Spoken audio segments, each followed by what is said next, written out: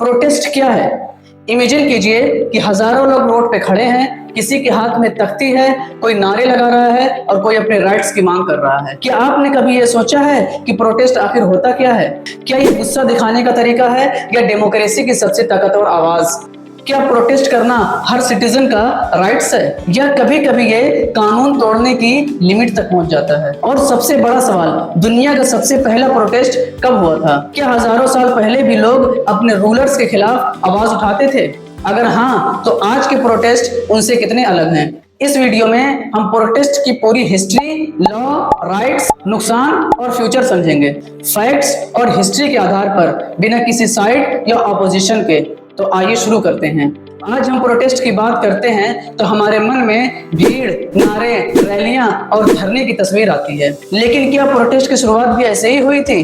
नहीं, प्रोटेस्ट उतना ही पुराना है जितनी पुरानी ह्यूमन सिविलाइजेशन। जब इंसानों ने सोसाइटी बनाना शुरू किया, तब वहां से रूल्स बने, रूलर्स बने और फिर वहीं से शुरू हुआ विरोध। सबसे शुरुआती प्रोटेस्ट लगभग 3000 से 4000 साल पहले एंशिएंट इजिप्ट और मेसोपोटामिया जैसी सभ्यताओं में हुआ। अपने रूलर से बेहतर जीवन और जस्टिस की मांग करते थे। हिस्ट्री में दर्ज सबसे शुरुआती फेमस विरोधों में से एक एंशिएंट इजिप्ट में हुआ था, करीब 1150 ईसा पूर्व। रेमेसेस III के शासन काल में रॉयल टॉम में काम करने वाले वर्कर्स को कई दिनों से मजदूरी नहीं मिली थी। भूखे और परेशान मजदूरों ने काम करना बंद कर दिया और पहली बार ऑर्गेनाइज तरीके से अपने राइट्स की मांग की। हिस्टोरियंस इसे दुनिया की सबसे पहली रिकॉर्डेड लेबर स्ट्राइक मानते हैं। यानी प्रोटेस्ट की शुरुआत सिर्फ गुस्से से नहीं, बल्कि जस्टिस और डिग्निटी की मांग से हुई थी। वक्त बदला, राजा बदले, एम्पायर्स बदले, लेकिन अपने बात रखने की इच्छा कभी नहीं बदली।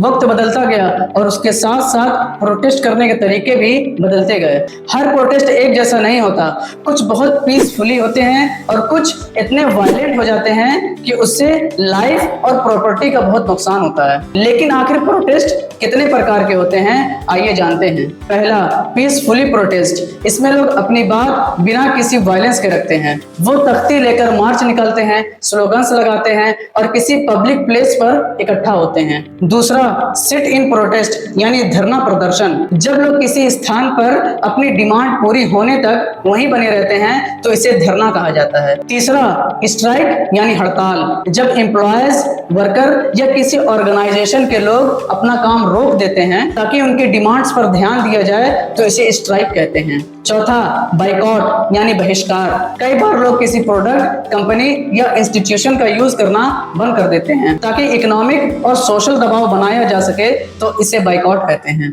पांचवा, ऑनलाइन प्रोटेस्ट। आज की डिजिटल एज में लोग सोशल मीडिया पर हैशटैग्स, ऑनलाइन पिटीशन और डिजिटल कैंपेन्स के जरिए भी अपनी आवाज उठाते हैं। लेकिन हर प्रोटेस्ट का मतलब एक ही होता है, अपनी आवाज उन लोगों तक पहुंचाना जो डिसीजन लेते हैं। हालांकि जब कोई प्रोटेस्ट वायलेंस, तोड़फोड़ या पब्लिक प्रॉपर्टी को नुकसान पहुंचाने लगता है तो वो केवल प्रोटेस्ट नहीं रह जाता है, बल्कि कानून के दायरे में आने वाला मामला बन जाता है। यही वजह है कि दुनिया की हर डेमोक्रेसी में पीसफुल प्रोटेस्ट और वायलेंट प्रोटेस्ट को अलग अलग नजरिए से देखा जाता है। अब सबसे बड़ा सवाल, क्या भारत में प्रोटेस्ट करना लीगल है? Constitution of India her citizen को कुछ फंडामेंटल राइट्स देता है। इन्हीं में से एक है article 19(1)(a), freedom of speech and expression, यानी हर नागरिक को अभिव्यक्ति की स्वतंत्रता का अधिकार देता है। और आर्टिकल 19(1)(b), जो नागरिकों को पीसफुली और बिना हथियार के एकत्र होने का अधिकार देता है। ये वो कॉन्स्टिट्यूशनल अधिकार है जिसकी वजह से भारत में लोग अपने डिमांड, डिसएग्रीमेंट और अपने ओपिनियन को पीसफुली तरीके से एक्सप्रेस कर सकते हैं। ये अधिकार एब्सोल्यूट नहीं है। अगर कोई प्रोटेस्ट वायलेंस पहुंचाए या पब्लिक प्रॉपर्टी को नुकसान पहुंचाए, पब्लिक सेफ्टी और पब्लिक ऑर्डर को इफेक्ट करे, तो एडमिनिस्ट्रेशन कोर्ट लॉ के अकॉर्डिंग लीगल एक्शन ले सकते हैं। कई बार बड़े प्रोटेस्ट के लिए लोकल एडमिनिस्ट्रेशन से परमिशन लेना जरूरी होता है। इसका पर्पस प्रोटेस्ट रोकना नहीं, बल्कि लोगों की सेफ्टी और पब्लिक ऑर्डर बनाए रखना होता है। यानी इंडियन कॉन्स्टिट्यूशन प्रोटेस्ट का अधिकार देता है, लेकिन साथ ही ये भी कहता है कि हर राइट्स के साथ एक रिस्पॉन्सिबिलिटी आती है। डेमोक्रेसी में आवाज उठाना इंपॉर्टेंट है, लेकिन ये आवाज रिस्पॉन्सिबल, पीसफुली और कानून के दायरे में होनी चाहिए। अब सबसे इंपॉर्टेंट सवाल, क्या सच में प्रोटेस्ट दुनिया बदल सकती है? हिस्ट्री कहता है हाँ, लेकिन हर बार नहीं। जब protest peaceful, organised, clear purpose के साथ किया जाता है तो सोसाइटी और गवर्नमेंट का ध्यान किसी इंपॉर्टेंट इशू की ओर अटेंशन कर सकता है। कई बार ऐसे प्रोटेस्ट के बाद लॉ बदले गए हैं, नई पॉलिसी बनाई गई है और लोगों के राइट्स मजबूत हुए हैं, लेकिन हर प्रोटेस्ट सक्सेसफुल नहीं होता। यदि किसी प्रोटेस्ट में वायलेंस, तोड़फोड़, आगजनी या पब्लिक प्रॉपर्टी को नुकसान पहुंचाया जाता है तो उसका सबसे बड़ा नुकसान आम पब्लिक को उठाना पड़ता है। रोड्स बंद हो जाते हैं, शॉप्स बंद हो जाते हैं और एम्बुलेंस भी समय पर नहीं पहुंच पाता, और कभी कभी इनोसेंट लोग भी इसकी कीमत चुकाते हैं। यही वजह है कि डेमोक्रेसी में प्रोटेस्ट आवाज उठाना होना चाहिए, अराजकता फैलाना नहीं। किसी भी प्रोटेस्ट की सफलता सिर्फ क्राउड से तय नहीं होती, बल्कि उसकी पर्पस, पीस और सोसाइटी पर पॉजिटिव इम्पैक्ट से तय होती है। याद रखिए, जब आवाज रीजन और पीस के साथ निकलती है तो वो हिस्ट्री भी बदल सकती है, लेकिन जब वही आवाज वायलेंस से बदल जाती है तो उसका पर्पस भी कमजोर पड़ सकता है।